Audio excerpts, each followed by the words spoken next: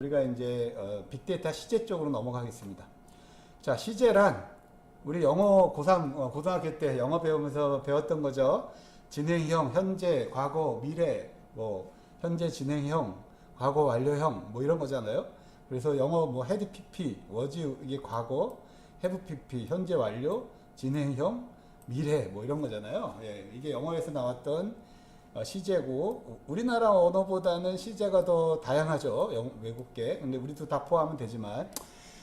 자, 그래서 뭐 표현할 수는 있지만, 자, 지금 영어나 뭐 국어 공부를 하려는 게 아니니까, 일단 시제의 개념은 아실 것 같고, 빅데이터도 시제는 있다요. 빅데이터 시제가 있다. 그래서, 데이터 분석에서 이 시제는 뭐냐면, 사용했던 학습용 데이터가 생산된 시기.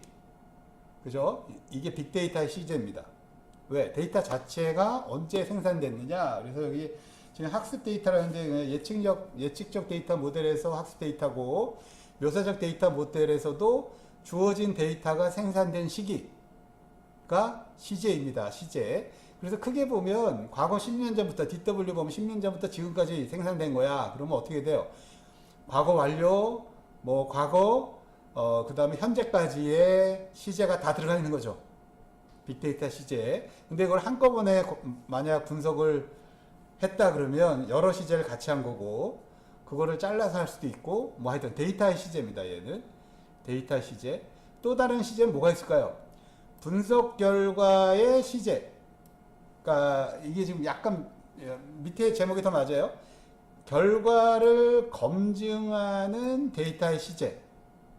예, 이게 무슨 얘기냐? 학습용 데이터와 트레이닝 데이터와, 이거 학습용 데이터죠. 테스트 또는 밸리드 데이터가 달라요. 그럼 우리가 뭐 예를 들면 3년 전 학습용 데이터를 가지고 올해 6개월 동안의 밸리데이션 데이터로 검증을 했다. 그러면 검증 데이터의 시제가 다른 겁니다. 그래서 여기서 얘기한 시제는 그 트레이닝 데이터셋의 시제와 별도로 검증용 데이터, 테스트 데이터셋의 시제, 테스트셋 데이터셋의 시제가 다를 수 있다. 우리가 크로스 밸리데이션을 쓰게 되면 이 시제가 막 섞여요. 그렇지만 그걸 인위적으로 테스트 데이터셋의 시제를 바꿔놓으면 과거에 학습된 게 테스트 또는 밸리드 데이터셋에 유효한지를 과거 시제의 분석 결과가 테스트 시제의 정확성을 우리가 의도적으로 분리할 수 있겠다. 그래서 이게 시제 1, 시제 2입니다. 자, 그 다음 세 번째 시제는 뭘까요? 빅데이터 분석을 실제로 활용하는 시제. 분석 결과를 활용하는 시점이 언제냐 이거죠. 일반적으로 우리가 과거를 분석해서 미래에 적용하려는 거니까 우리가 분석 결과를 활용하는 시제는 미래가 될 수 있고, 또는 지금 이 순간에 활용한다면 현재가 되겠죠. 그래서 현재부터 미래까지 시점이 분석 결과 활용 유효성 시제입니다. 그래서 시제가 크게 보면 세 개가 있는 거예요. 학습 데이터, 내가 학습했던 또는 묘사했던 데이터의 시제, 그 다음에 그거를 검증하려고 밸리데이션 테스트 데이터의 시제, 검증된 결과를 적용하는 시제, 그러니까 효용성이 얼마나 나오는지의 시제. 이 세 개의 시제가 각각 다르고, 그걸 어떻게 전략적으로 갈 거냐에 대한 얘기입니다. 자, 데이터 분석 결과의 효용성 평가인데요. 지금 우리가 여러분들이 지금 생각하는 아주 단편적인 분석 결과의 효용성은 요거예요. 그러니까 과거 데이터로부터 학습 데이터를 꺼내냅니다. 그게 DB1이에요. 그 DB1은 DB에 포함되어 있겠죠. 근데 그 중에서 내가 전체를 다 학습할 수 없으니까. 그리고 그 다음에 정확도를 검증하기 위해서 밸리데이션 또는 테스트 데이터셋. 그래서 이 DB2죠. 그래서 DB1과 DB2는 DB의 일부분이다. 내 DB1을 10개로 분할해서 10개의 서브셋으로 70%를 학습 데이터, 30%를 밸리데이션, 그런 식으로 조합을 다르게 해서 10번 한다. 뭐 이런 10번이든 더 밸리데이션을 다 하는 거죠. 그런 식으로 한다가 기본적으로 우리가 통계나 데이터 마이닝에서 적용했던 유효성 평가 방법입니다. 예, 그래서 예측 정확도가 뭐 몇 프로 이상이 되더라. 뭐 이런 건데, 과연 우리가 빅데이터 시대에 이런 과거의 유효성 평가 프레임워크를 그대로 쓰는 게 맞느냐 그 얘기죠. 여러분들 뭐 대부분 데이터 마이닝이나 머신러닝 과목에서 이렇게 배웠을 거예요. 근데 이제 요 CJ 얘기는 나만 얘기하고 있습니다. 사실은. 그러니까 뭐 여러분들이 한번 적용할 거냐 말 거냐는 판단하시고, 아마 이 CJ는 책에 여러분들 그 데이터 마이닝이나 머신러닝 책에 안만 뒤져도 안 나와요. 예, 이건 제가 얘기하는 거라 판단하시고 동감한다면 쓰시면 되겠어요. 자, 그래서 얘는 단점이 뭐냐면 요거예요. 과거 시제의 분석을 과거 시제로 검증하는 거죠. 예를 들면 과거 시제의 데이터셋을, 학습 데이터셋을 과거 시제로 검증해서 과거에 쓰면 돼요. 맞죠? 근데 우리는 과거로 돌아갈 수가 없잖아요. 우리가 쓴다는 얘기는 현재 또는 미래에 쓰는 건데 대부분 현재 쓰겠죠. 근데 10년 전 데이터를 학습 데이터로 10년 전 데이터를 검증 데이터로 해서 99%가 나왔어. 그렇다고 지금 쓰는 게 맞냐예요. 예, 10년 전 하면 산업화의 마지막 뭐 지금 엄청나게 변화를 안 한 데이터인데, 그래서 이런 것들이 이제 미래 시제, 현재와 미래 시제의 요 분석 결과를 활용하는 시제로 맞느냐, 저는 이게 틀리다라고 보는 거고, 과거 시점의 데이터가 오래 가면 갈수록 틀릴 확률이 많다는 거죠. 그래서 중요한 게 시제를 여러분들이 꼭 보셔야 된다. 분석가는 여러분들의 주어진 데이터셋의 시제를 꼭 검증하시고, 혹시라도 여러분들이 너무너무 고생해서 밸리데이션 데이터셋의 정확도나 F1 매저가 거의 99.9%였어요. 근데 현실 세계에 적용했더니 정확도가 50%야. 예, 이걸 이해할 수 있는 방법은 요 갭이 있을 수가 있다는 거예요. 이 데이터베이스의 시제. 예. 그래서 이게 시제를 좀 더 구별해 보면 완전히 먼 과거의 DB, 우리가 DWDB예요. 그리고 15년, 10년 DB가 쌓여 있습니다. 그럼 걔를 가지고 빅데이터 시제는 아주 옛날 10년 전 거를 가지고 사용할 수도 있고, 또는 3, 4년 전, 뭐 이게 시제가 크게 보면, 또는 6개월 전을 가지고 아주 가까운, 그 다음에 제일 요새는 지금 발생하는 DB를 학습해서 지금 쓰는, 그래서 이렇게 여러 가지 경우의 수가 있을 것 같습니다. 그래서 요거는 여러분들이 판단하시면 제일 좋겠어요. 그러니까 이쪽은 분석 결과를 활용하는 시제고요. 이게 제일 중요하죠. 왜? 여기서 돈을 버니까, 여기서 뭔가 내가 원하는 걸 추구하니까. 근데 거기에 추구하는 패턴을 내가 어디서 추출하느냐? 여기서 추출하는 겁니다. 그리고 멀면 멀수록 지금 어디서부터 멀어지냐 하면 현재로부터 멀어집니다. 그럴수록 나쁜 거죠. 그래서 현재로부터 가까울수록 정확도를 검증했을 때 그 검증한 거에 대한 유효성이 가능할 거다. 그럼 언제가 제일 좋아요? 현재 데이터를 학습해서 현재 쓰는 게 제일 좋겠죠. 예, 그게 이제 우리의 조합이에요. 그러니까 여러분들이 이거를 마음대로 조절할 수는 없어. 여러분들한테 주어진 데이터셋의 시제는 여러분들이 고를 수 없을 수도 있기 때문에. 자, 그래서 근데 이제 반대 측면을 한번 보죠. 반대 측면.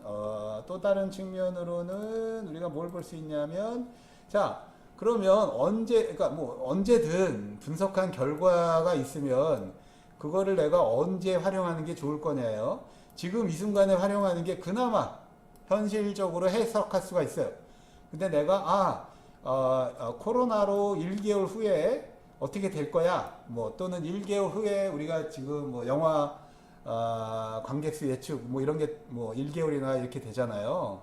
그럼 그 사용하는 시점이 멀면 멀수록, 이게 멀면 멀수록 나의 결과가 유효하지 않을 확률이 높아지는 거죠. 왜? 그 사이에 코로나19가 아니라 코로나20이 생겨가지고 또 다른 상황으로 변하면 내 분석에 대한 함수가 바꿔지죠.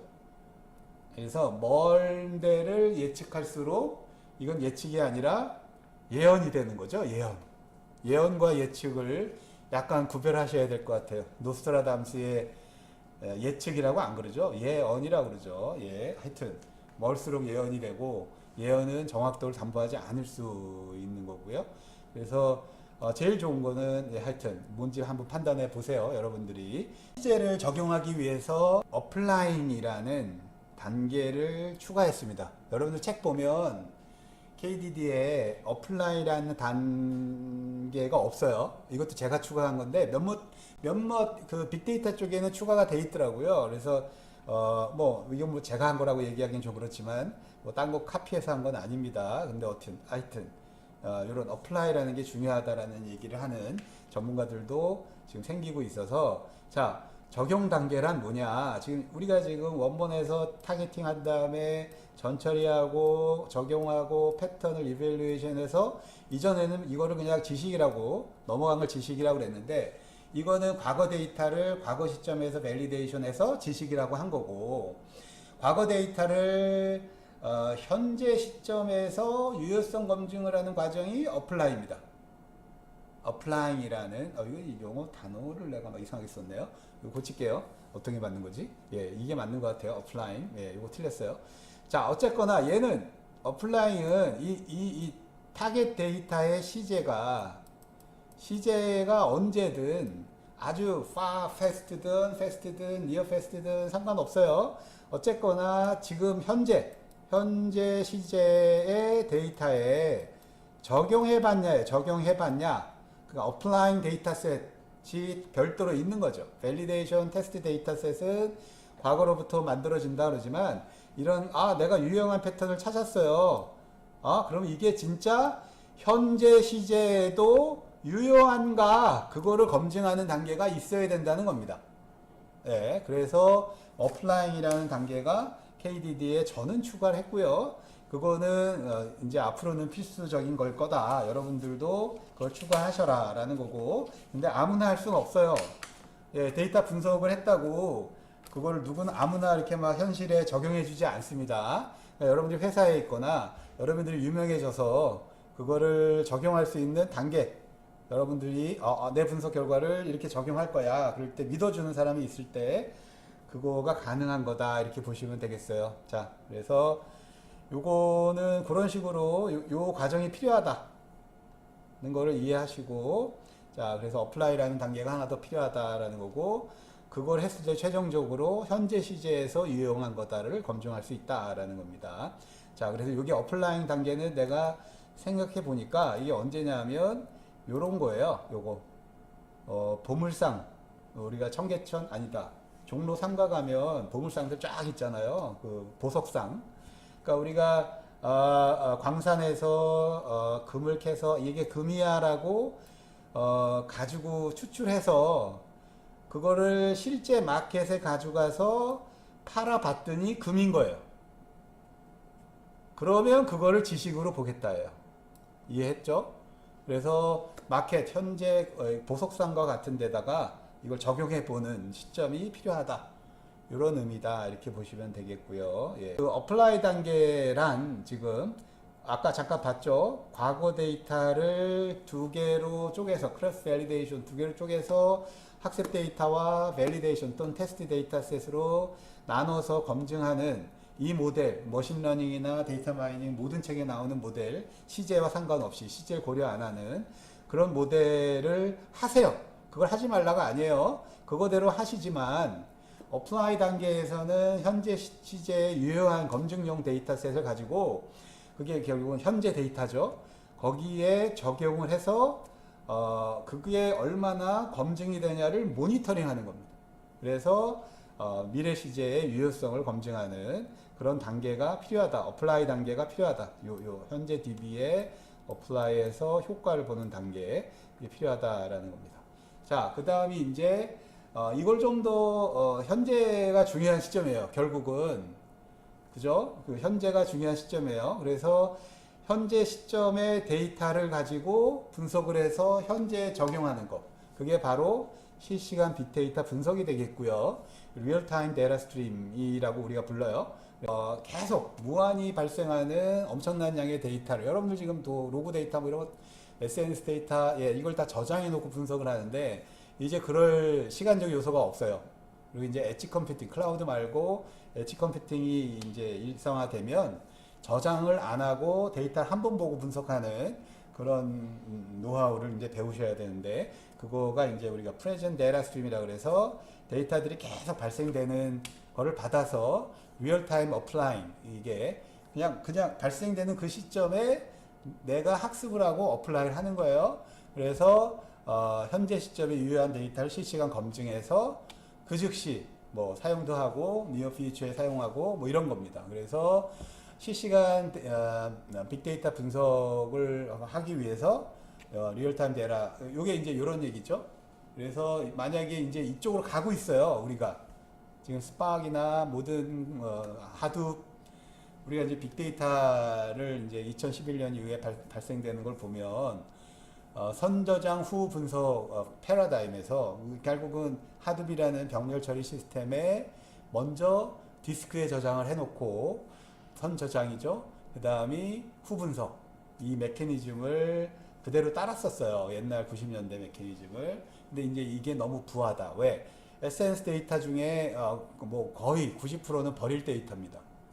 이걸 저장해 놓는다고 크게 의미 있지가 않아요. 금방 없어지고 과거 데이터가 돼버리기 때문에. 그래서 지금 자꾸 그 모멘텀이 리얼타임 데이터 분석으로 넘어가고 있습니다. 스파크만 보더라도 스파크 스트림 쪽이 이제 자꾸 강화되고 있고, 대부분이 이제 엣지 컴퓨팅이 강화되고 있고, 예, 뭐 이런 쪽 계열이 지금 막 올라오고 있거든요. 그래서 리얼타임 데이터 분석은 여러분들이 이제 졸업 후에 많이 이제 커질 그럴 내용들입니다. 그래서 이쪽에 관심을 제가 제 연구 분야가 요거이기도 하지만 이걸 강조하는 이유가 제 연구 분야이기 때문에 강조하는 게 아니라 정말로 데이터 분석 흐름을 쫙 보시면 이제 메모리가 커져요. 그러니까 결국은 관건은 그거 아니에요. 옛날에 컴퓨터가 없을 때는 우리가 샘플링이 중요했는데 90년대, 50년대죠. 컴퓨터 나왔을 때는 메모리 크기의 분석, 그게 머신러닝이잖아요. 메모리 크기의 분석. 근데 90년대에 디스크 크기로 커졌어요.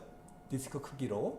그래서 지금의 빅데이터, 하둡 기반의 선저장 후 분석, 거기까지가 정복이 됐는데, 이제 메모리가 엄청 커져서 메모리 내에서 처리하는 분석이 이제 커지게 되는 거고, 메모리에서 처리한다는 얘기는 칩 안으로 들어간다는 얘기입니다. 예, 디스크에 따로 있는 게 아니라 CPU 칩 안에 또는 온보드에 싱글 칩으로 들어간다는 얘기예요.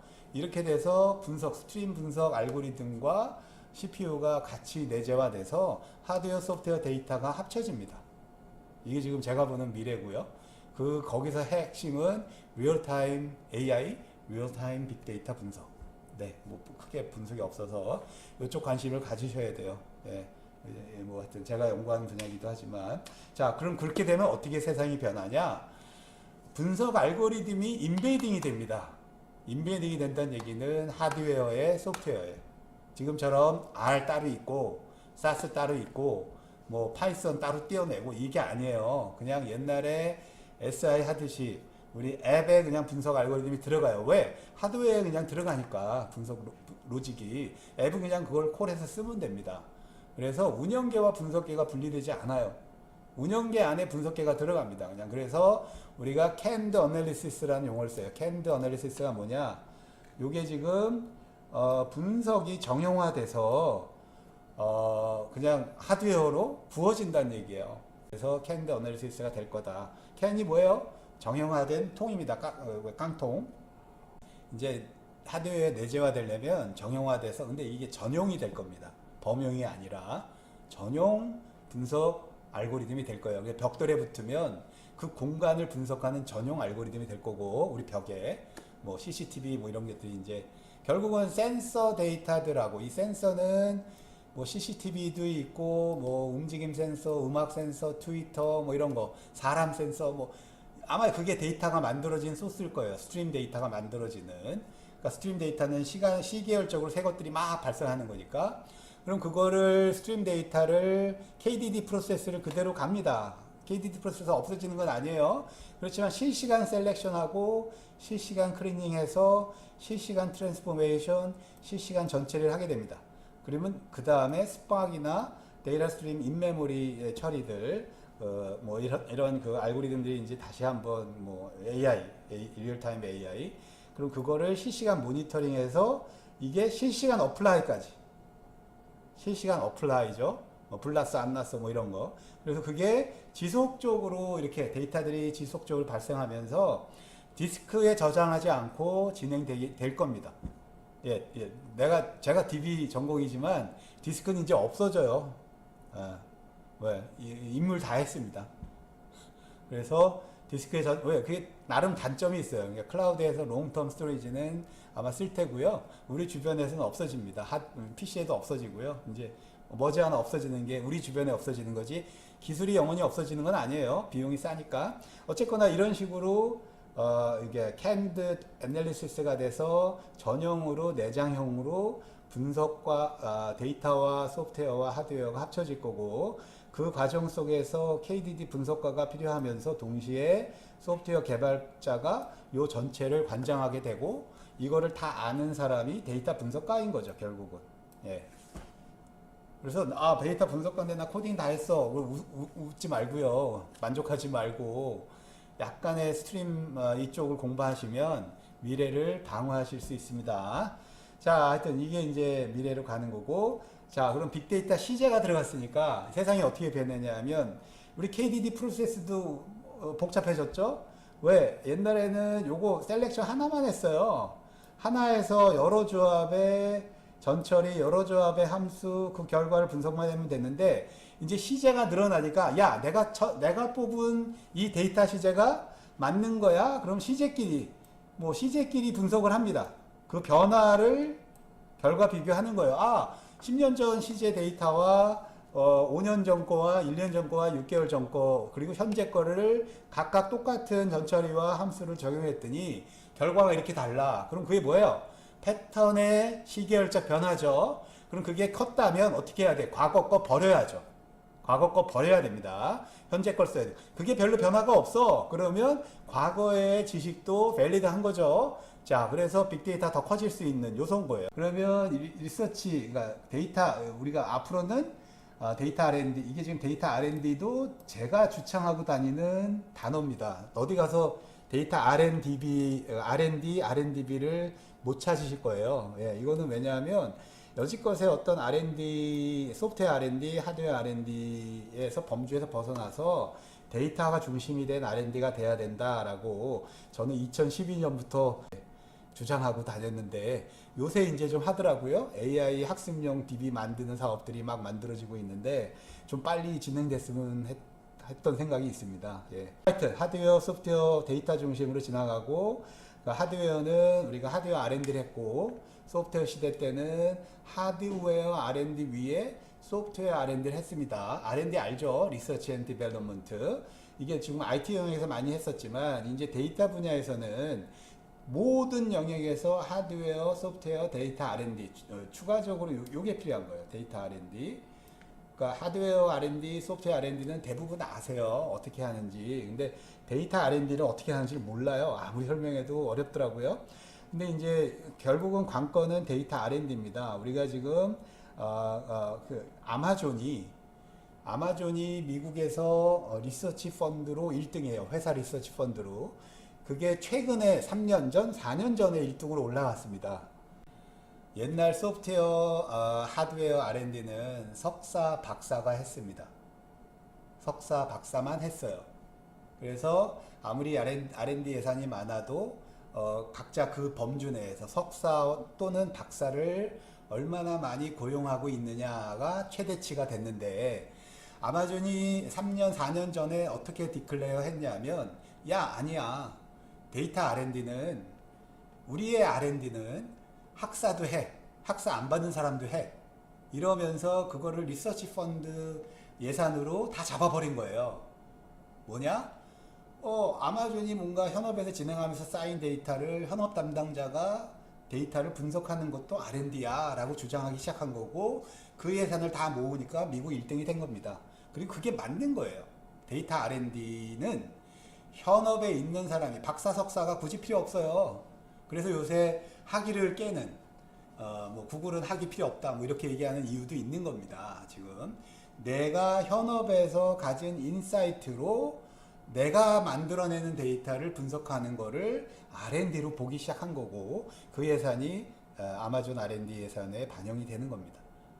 그리고 그게 우리가 가야 될 미래 4차 산업에서 데이터 R&D의 모델이다. 저는 이렇게 보고 있고요.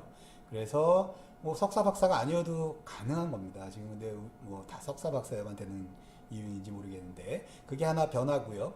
또 하나가 90년대 정보화 프로세스란 산업화 시대에 컴퓨터가 없이 돌던 업무를 컴퓨터가 있게 돌리는 인터넷 기반의 업무로 변환하는 과정이었어요. 여러분들이 석사 과정이지만 아마 대부분 이때 살지 않았습니다. 이거 내가 늙었다고 자랑하는 건 아닌데 여러분들이 미래를 보려면 과거를 보셔야 돼요. 야, 산업화 사회에서 정보화 사회로 어떻게 변화됐는지를 공부하시면 지금 정보화 사회에서 미래 최적화 사회로 어떻게 변할 거냐가 보입니다. 자, 그래서 정보화 프로세스는 실세계를 판단하고 그럼 리얼월드에 업무하는 사람들을 인터뷰를 해서 인포메이션 스트래테지 플래닝과 비즈니스 프로세스 리엔지니어링을 하게 됩니다.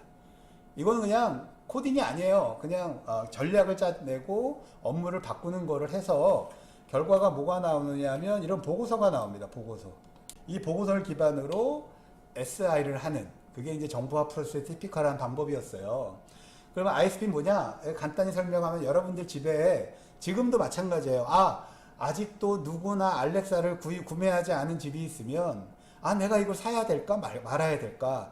산다면 1인용으로 사냐 2인용으로 사냐 또는 와이파이 이걸 사기 위해서 와이파이를 달 거냐 아니면 우리가 지금 집안에 애가 있고 공부를 하는데 비대면 강의야.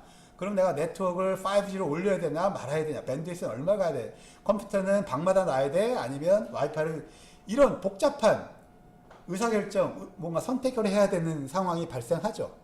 그게 ISP입니다. 이러이러한 거 이렇게 네트워크 이렇게 구축하고 어디에 포트 만들고 DB는 이렇게 설계하고 어떤 DB가 필요하고 어떤 서비스가 필요해. 그게 ISP고요. 그다음에 두 번째 BPR은 ISP가 됐다는 가정하에 여러분들 각 방에 PC를 놔두고 와이파이 이렇게 잡고 하에 업무를 내가 가정 업무를 어떻게 바꿀 거냐. 어머니가 로봇 청소기를 샀어요. 그럼 그때부터 청소 업무가 바뀝니다. 그죠? 청소 업무를 나눠 했던 걸 그냥 로봇 업무가 다 하고요. 식기세척기, 인텔리전트 냉장고가 들어왔다 그러면 어머님의 일이 바뀌어요. 그 업무 프로세스를 바꾸는 일이 요 BPR이에요. 그러니까 그런 것들이.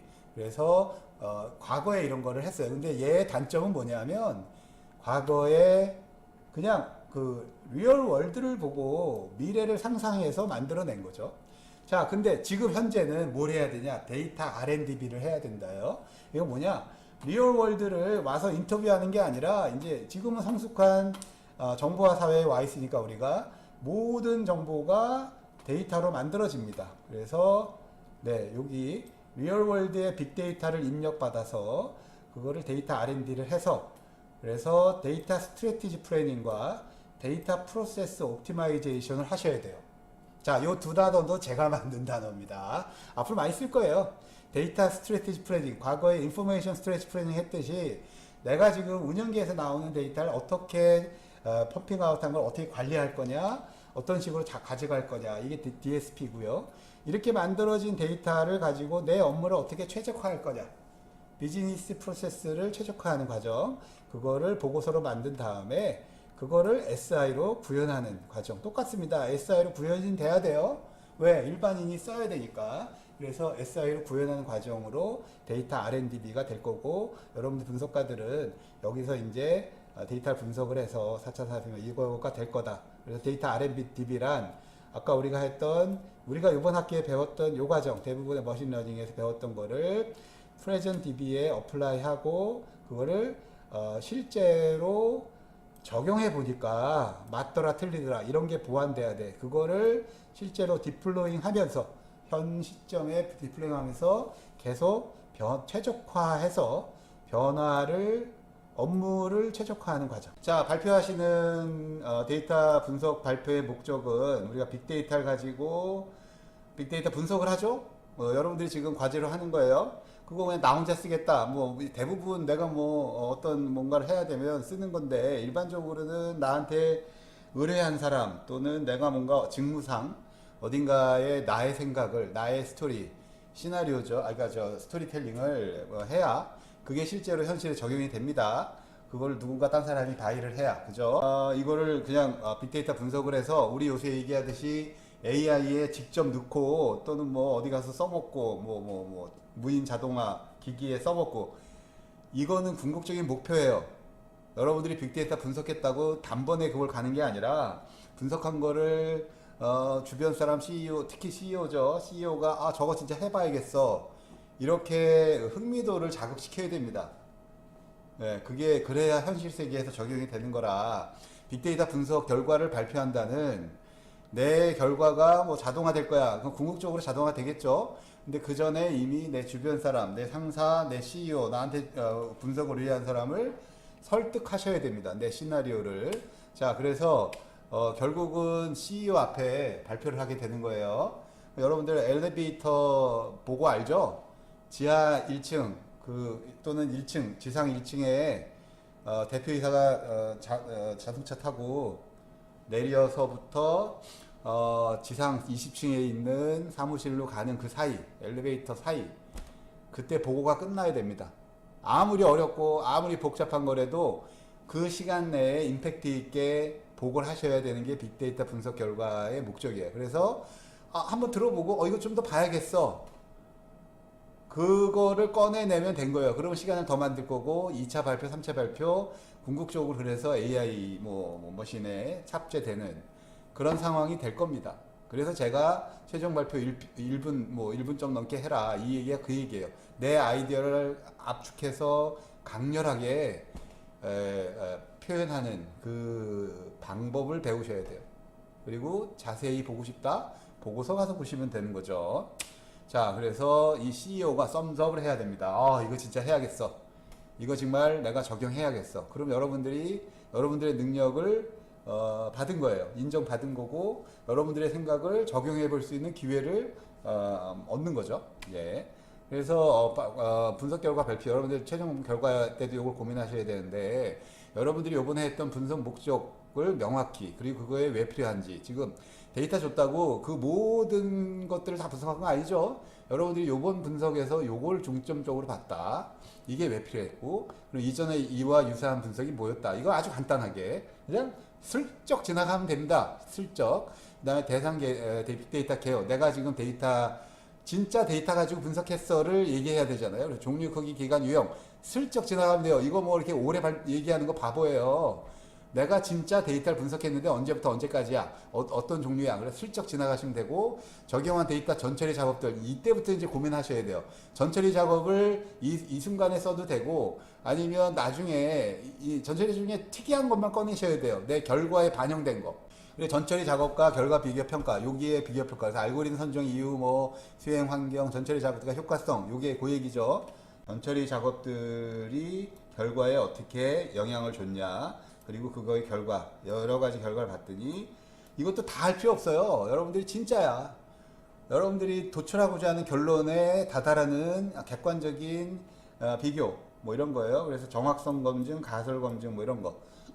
내가 혼자 주관적으로 얘기하는 게 아니다, 데이터의 답을 꺼내낸 거다. 요게 이제 핵심 사항이 되겠죠. 그 다음이 요게 어느 정도 되면 발표 끝에는 여러분들이 분석한 결과를 어떻게 활용할 수 있다. 왜? 이 액션업을 해야 되잖아요. 그러니까 분석했더니 누가야 이건 아니야. 패턴을 설명하는 게 아니고, 그 패턴을 찾았는데 이걸 어디에 쓰면 돼, 이거 주말에 기저귀 봤는데 옆에 맥주를 사다 놔야 돼, 이런 얘기죠. 그래서 실제 활용 방법을 제안하고, 그 제안할 때 이때 제한사항, 야 내가 한 거는 다 무조건 금이야가 아니라 어떨 때 금이야, 그죠? 여러분들이 이렇게 자신감 있게 얘기해야 돼요. 적어도 그 영역은 확실히 나와. 예, 그죠? 모든 데서 다 잘 돼, 이거를 그냥 우기듯이 얘기할 필요는 없다, 이거죠. 네, 네. 그래서 그 다음에 이제 만약에 필요하다면 우리가 이제 요게 중요합니다. 요게 뭐예요? 향후 추가 분석 상황. 요게 이제 갈쿨이에요. 갈쿨이. 자, 이걸가 네가 바이 됐으면 나한테 요런 쪽으로 난 요거 분석하고 싶은데 요걸 해야 되고, 요거 하고 싶지, 이런 거예요. 그거를 넣으셔야 돼요. 그래서 요게 어느 정도의 카테고리다, 이렇게 보시면 되겠고, 예, 요걸 넣으셔야 되고요. 근데 이제 분석가로서의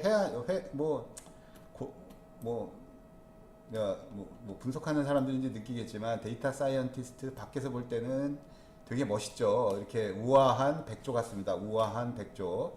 여러분들 눈에 이게 백조가 우아해 보이는지 모르겠지만 하여튼 동화책에 보면 다 우아하다 그러잖아요.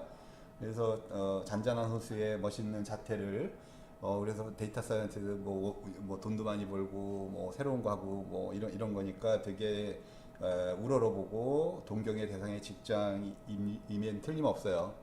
근데 애환이 있습니다. 애환이 이 백조도 애환이 있어요. 저렇게 우아하게 겉으로 보이지만 저 숫도물 밑으로는 엄청나게 그 발치기를 하거든요. 이동하기 위해서 작은 발로 넓은 호수로 움직이기 위해서 똑같습니다. 이 결과 비교 평가는 지금 전처리 효과, 알고리즘 비교, 전체적인 내가 찾은 거 이거를 다 해서 이 넓은 스페이스, 서치 스페이스죠. 이게 비용이 많이 드는 거예요. 그러면 이거를 시간이 많이 든다요. 예를 들면 아까 데이터 셀렉션을 하나만 했는데 이거 시제에 따라서 최근 거, 이전 거, 뭐 6개월 거 이걸 또 해야 돼요. 그래서 이게 시기열적 변화도 볼 수 있어야 됩니다, 여러분들 따로. 그러면 그게 이만큼 복제가 되고 이 일의 양이 이만큼 많아지는 거예요. 그럼 이걸 다 어떻게 해요?